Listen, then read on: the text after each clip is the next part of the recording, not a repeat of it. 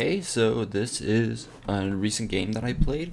I was playing with the black pieces and I was eventually able to win this game against my lower rated opponent. So let's get into it. We start off with a Caro-Kann advanced variation with bishop f5, e6, and c5, all very simple theory. All of this has been played before many times. I probably had this on the board like 20 times at this point. Captures, and I make this mistake of queen to b6. This is just, the reason why this is just a bad move in general is because he has moves like b4, which is shut out my queen from doing anything over here. And also he can just develop his knight right now, and my rook is totally blocked. There's like nothing I can do. Peter would have much rather me just develop simply with knight e7, knight g7, or something like h6 here. I believe h6 is another one of the top-ended moves to try and bring the bishop back if it's ever attacked. But yeah, just queen b6. It's just a punching bag, and I have to honestly just learn to not do that anymore. He plays h3, which gives me the advantage back because of this nice idea of bishop takes, rook takes, and bishop takes, which just wins a pawn. Yeah, I missed that nonetheless, but let me play the move that I played knight g7 in the game. And the idea is just because I need to get my pieces out, right? Next order of business is going to play h6, bring the bishop back, knight on f5, and just try to have a decent position, but it's just not a good move because I had that nice tactic there.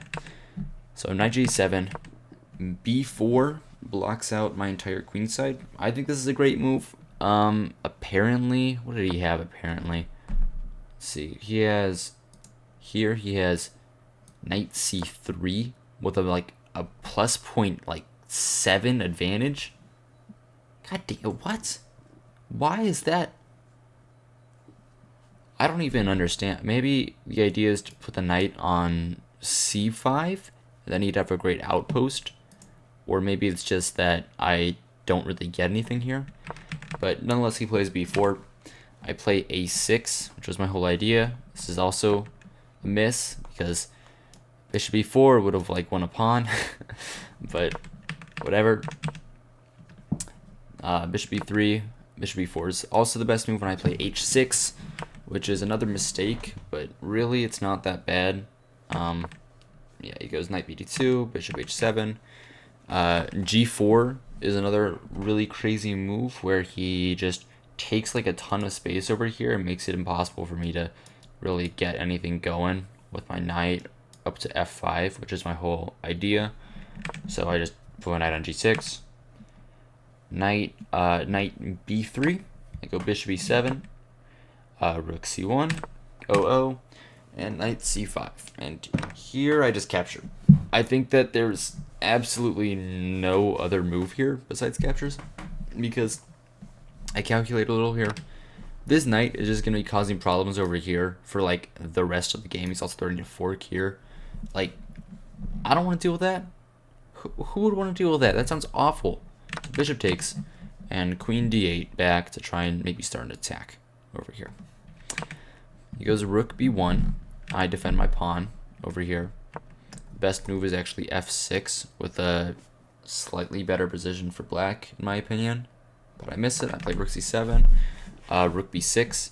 Now f6 is again the best move, but I try to play a little more active with move f5. And I thought this was a little better because if he captures, I mean, it's the same position as if I played f6. And if he captures up here, then I get my rook in. I'm going to get some open files up to his king, and then I'm probably going to checkmate him in the future. So I play f5. He captures. I capture with my rook. And he plays bishop d3, which is just a massive mistake. The reason why this is a mistake is because it completely loses control of the knight. And that's just going to be a target for me in the future, which is only in a couple moves. So I bring the rook back to f8 so my other rook can double up here. He goes king h2. I bring my other rook, bishop back, and I played this big inaccuracy. I play knight h4, which is, I honestly don't know why this is bad. Like, this is just, I honestly couldn't tell you why this is bad. Like, the computer here wants knight f4. I'll turn off the line so I don't have to use a cheat sheet. Computer here wants knight f4, but I don't see like a really quick and easy threat here. I honestly just don't know why this is -1 and this is, if my computer would load, and why this is 0-0. But nonetheless, he takes, and bishop g4 as the last move where he has anything in the game, loses to the absolutely amazing move. I took a lot of time to calculate this. Rook takes f2, brilliancy, because after rook takes f2, bishop takes, rook takes, queen takes here, bishop here, which this is how the game ends. Bishop block here, I will at least win the queen and go on to win the game. And also here, if he moves his king back anywhere, if he moves king back here, this is quick checkmate. If he moves king back here, get my bishop involved, he's gonna have to lose his queen at the very least. Yeah, and last but not least, if he doesn't take my rook, if he goes back here, pretty much the same exact thing happens. He has to block and then I win, or goes here and I checkmate him. It's very, very nice forcing line there to end the game off. And yeah, that's pretty good game. Let's analyze real quick. So it was an advanced Caro-Kann with a pretty simple position. I have this mistake with queen b6. We have a lot of consecutive misses and mistakes here in the opening. And then he plays the g4 move, which kind of propels my attack forward with knight g6. He goes there, bishop b7, and I capture this knight immediately to get it out of there.